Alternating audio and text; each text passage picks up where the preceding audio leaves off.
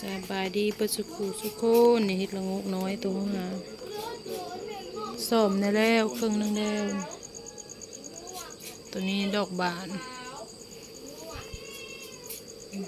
เป็ดไข่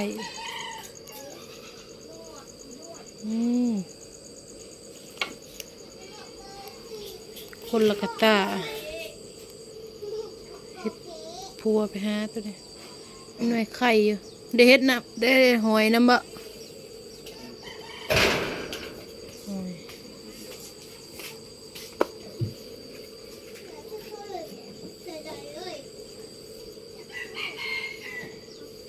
เฮ็ดละงกใหญ่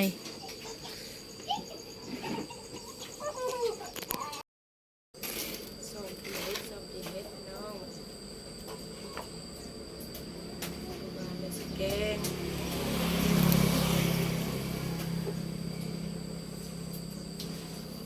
ต้นใหญ่มีอย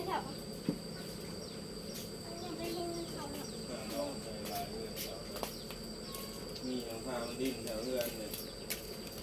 ครับ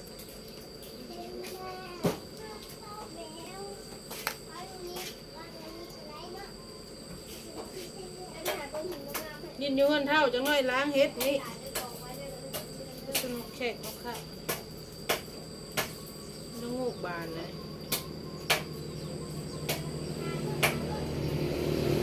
บาน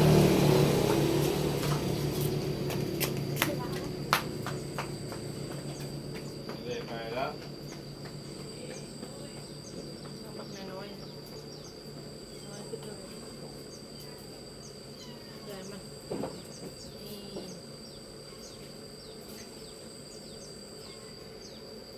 ชอบกินข้าวปั้นรู้ใช่ไหมก้อยไปเห็นเรือเฮ้อหรือเปล่าเอาหมูเดียวป่ะนี่สร้างต้องต่อกับว่าโอ้กลางทั้งโต เจ็บแล้วเทกตาเดียวมันมาข้างของเรา วือ เรื่องประมาณ1 เมตรเลย วืออยู่เลย แม่มันไ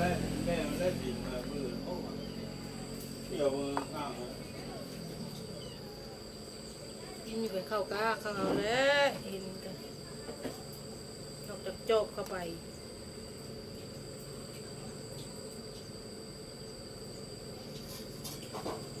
ทั้งเทิงโน่นพี่บอกทั้งสูงพี่บอก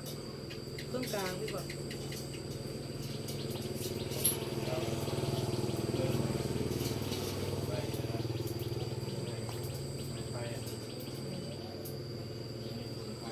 สูงไผ่เครื่องกลางฮะอยู่แถวนั้นนะ มีเทียบไปเทียบแนวเขาเนี่ย จักเลยบริฮอตทุกเถื่อพี่เถื่อพี่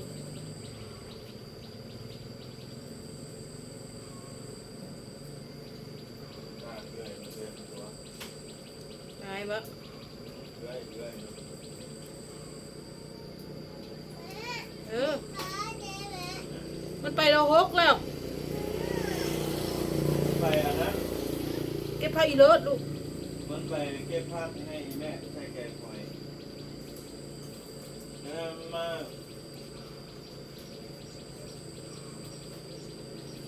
แม่ไปที่เรื่องเท่าท่าไป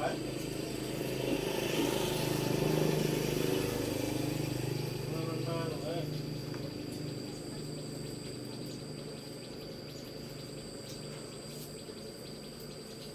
ทาดขายเอาวานนี้ก็ได้ขายวานนี้ก็ได้ส่งทาดวาน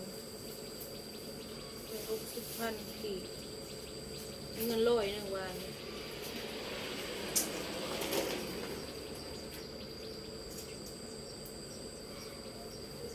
เศร้าพอได้กินยามเฮ็ดออก ได้พวกก็ไปหาเฮ็ดทาง จะไปทางไหนเป็นนักเกี่ยวคุณบ่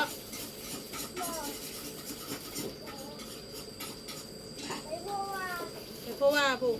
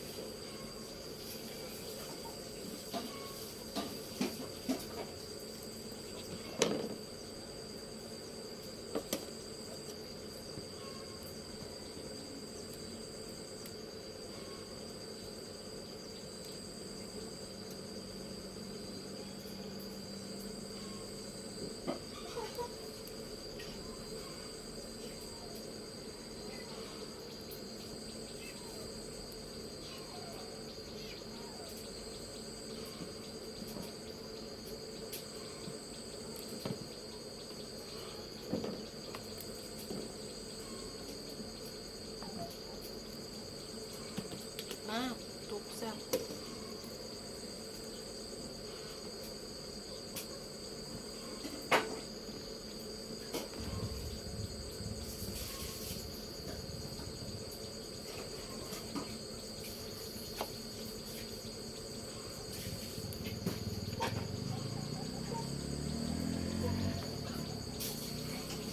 ยังบริบทพี่น้อง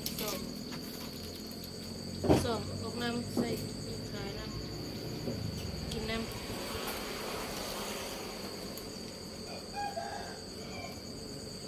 ตัวนี้ก็ยังละลาย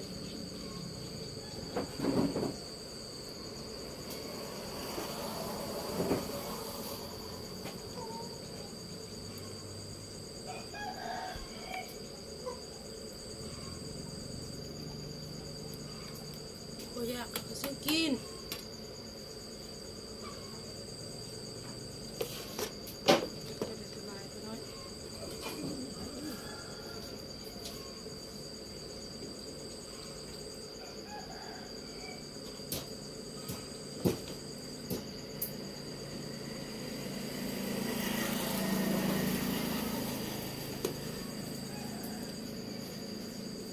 ใส่ดอกหนึ่ง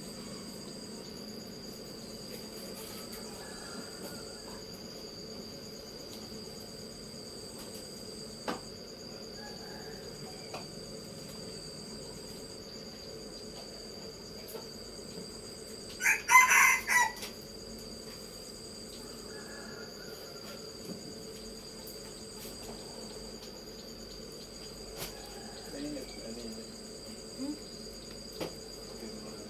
ไม่ได้ ผมก็จะมาเมื่อวานเขาจะมา อามันโบหาเบิดล่ะ เนาะ อืม ก็รอทั่วก็จะมามัน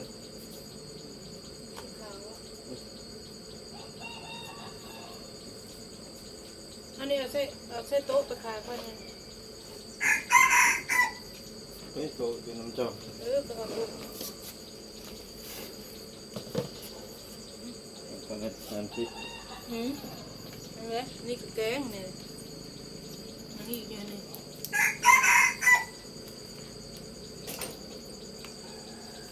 ยังอยู่ส้มนี่ตีน้อยตีแนวมันอึดจังแกงขายแน่กินแน่ขายแน่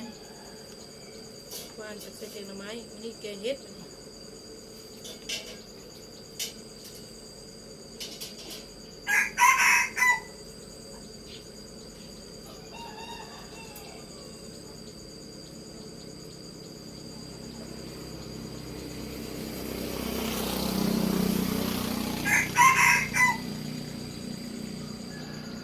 เฮ็ดไปน้องเอ้ยก็ได้เก่ง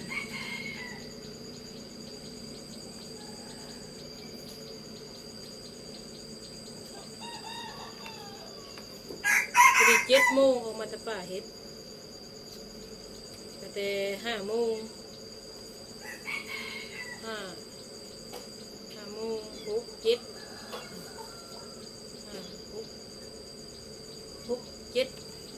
ประมาณ1 ชั่วโมงกว่า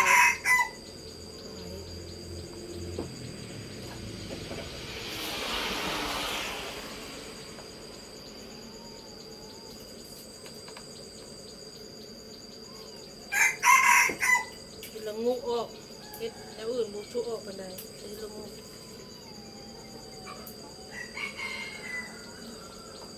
เจ้าของลิ้นแมวไปใช้แล้วบัดนี้ทิ่มนะบ่แมว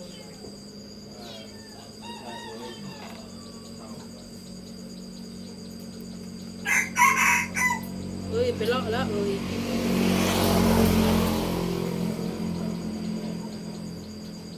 มันว่าไปเฮือนอีเด้มันก็แล่นน้ำหลังแล้วแหละ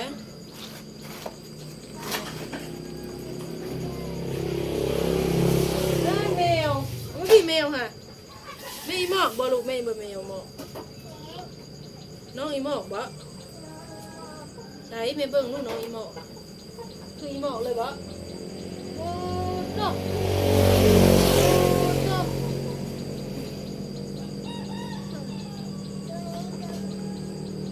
เย็นเย็นเลย